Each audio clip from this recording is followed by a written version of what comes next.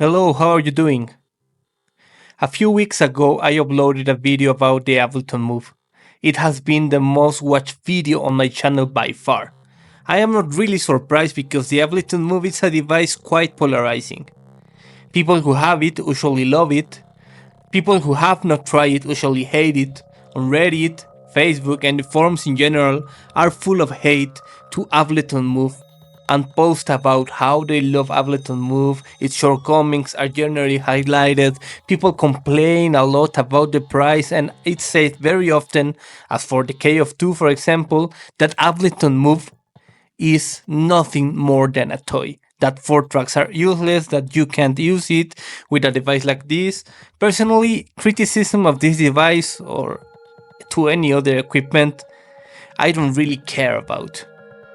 I already like the Ableton Move, with its flaws and shortcomings that it definitely has, but the last beta of the Move gave a shitload of steroids to this machine. There are basically 3 important sections of this update. It brought slicing samples, which means that you can now automatically chop or lazy chop samples in a more similar way that the SP404 does. It also has a new effect within the effects section that is auto filter. It was something I didn't have used before, and what interests me the most and what I'm talking about in this video, which is an implementation super improvement compared to what I had before of MIDI, both MIDI in and MIDI out, to use separate sequencers, etc. Before, even we have 4 tracks on Move, you could only send MIDI to one device at a time. But despite having all 4 tracks with independent sequencers, you can only use one to sequence external hardware. For this reason is that I was very seriously considering buying another MIDI controller that was able to control several devices at the same time. I tried, for example, the Beatset Pro of Arturia, but the truth is that it wasn't exactly what I was looking for.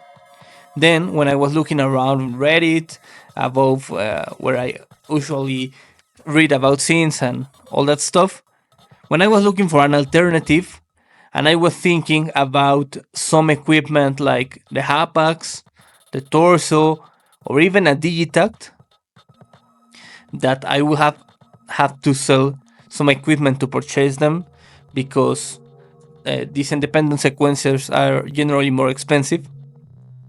Fortunately, I read in a comment from Reddit, or someone commented to me, I don't really remember, that there was a new update for the Move in beta that added capabilities or functions of advanced MIDI. Well, if you have no idea what a beta is, the truth is that a beta is a very simple. It is a test that is launched before the official launch, generally from software, in this case the firmware or software of the Ableton Move. It's launched for a few users or for a limited number of users. It's carried out over certain time periods, and bugs or errors are documented, found in this new version of the software, and then they are corrected before it's released officially for the whole public. So I signed up for the beta and updated the Move. I leave it in the video description, the link, if you want to register to and update the beta. So this device is now super ripped. Now you can sequencer 4 instruments at a time, each with its sequencer. Well, you need, of course, a couple extra things to make that work. You first need the USB to MIDI DIN adapter, 5-pin MIDI, and a MIDI through box that I don't show because it's back there. This will work to pass the signal to the other scenes. I leave here a picture of both things that you need. I leave also the Amazon links in the description because there was where I bought them. So it seems to me that all of this equipment actually have USB MIDI. You don't need those adapters, but if you want to make what I'm going to do, that is to sequence several equipments at the same time from the Move, then you need the adapter and the MIDI through box or a MIDI host, because this equipment doesn't have MIDI output directly. It doesn't have 3.5, it doesn't really have so many connectivity possibilities like natively. Well, since you have your two little things, the MIDI through box and the cable, the truth is that the connection is very simple. I will quickly tell you how is my old setup routed. Now I'm having the Ableton Move. You connect the adapter cable and the MIDI out. You are going to plug it in the MIDI in of the through box. Then all the exits of the through box go to the in of each of your synths or the equipment you want to send signal. In this case, I sequence with this channel, I sequence the monologue. With this one, I sequence the microchord. And with this channel, I sequence the pulse.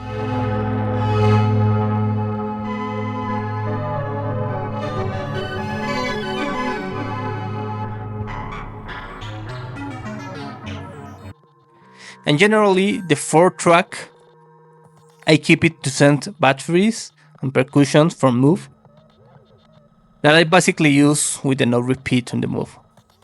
And what I like the most is that I can use the power of sequencing and the workflow, let's say it like that, of the Ableton Move, and I can use, for example, the key mode, which is how I usually work, which I can play chords with 3 fingers. I already have direct access for scales, for example, with this button right here, and I can choose different scales and different tonalities, and without really knowing much about music theory, because the truth is I don't really know music theory, at least not in a super serious way. I'm also capable using the arpeggiator, and I can of course use the step sequencer. I'm showing you that later. Well, in terms of audio, everything is connected to my Zoom L8. I have it this way, it's back there. That's where all the audio comes from, and before the audio arrives here, I'm also processing the signals individually.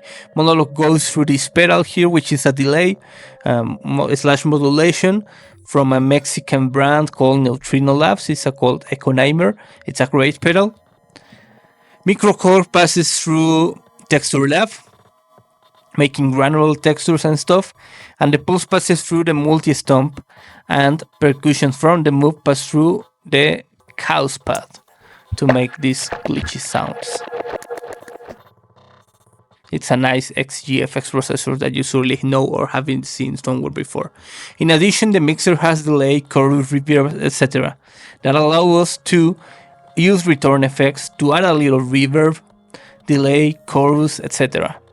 Another one of the most incredible things, or the ones I like the most about using Move as the center of my setup and the brain of my setup, is that even though I'm sequencing external synths, I don't need to lose my Ableton Move sounds. I have here, for example, let's try the microchord. I have this sound that is like a pad, and I can decide whether to mute it or not to mute the sound of Ableton Move. Let's take down the chord. This is the Ableton Move. Let's test them together.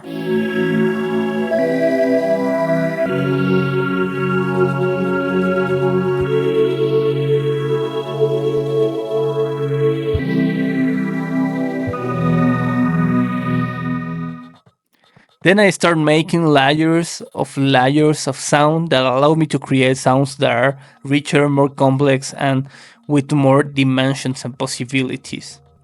This is optional, of course. You can decide to mute or not to mute the audio of each of the tracks. Then, the truth is that for me, this update happened at a perfect time. If I already liked the Move, now I don't know if I will say that it's my favorite yet, because the truth is all the things that I have here, I really like all this stuff too. But without a doubt, Move helps me to get started ideas and finish them. Many people were talking about the Ableton Move only as a sketchpad that was only used to get down ideas, and the reality is that I am now starting to get down ideas on the couch or the living room or my bed or wherever within the internal sounds of the Move. But then I come home, I plug everything I have to plug, and I start sending that same MIDI signal to my synths and to make live modulations. I start processing with analog effects, and I replace those internal sounds, or I mix them as I showed them a moment ago. Well, the truth is that some crazy things have came out, and this is basically the way I'm doing my latest electronic music album. And well, that's basically all for this video. Tell me if you already have the Ableton Move, if you know this beta, if you already have installed it. If no, go register and tell me what you think. Tell me what you think about the Move. Do you think it's now a more capable gear, or does it still look like shit for you and you won't buy it and there are much better equipment for half the price? If so, also leave in the comments. It's always good to listen to the opinion of other people. And well, that's it. Let's make some music. Let's make a fast improvised jam for us to see what you can do a little bit. I have moved using my brain without a computer or in a DAW setup. Well, let's think. As I told you in the DAW video, I'm not a DAW purist. I have all of these connected to my computer. I record in Ableton, I mix. I sometimes use BST or plugins already in the mix. That's okay, that's fine. But my workflow has become more richer now that I can control everything from Ableton Move. Well, let's make music. Thanks for watching. Bye.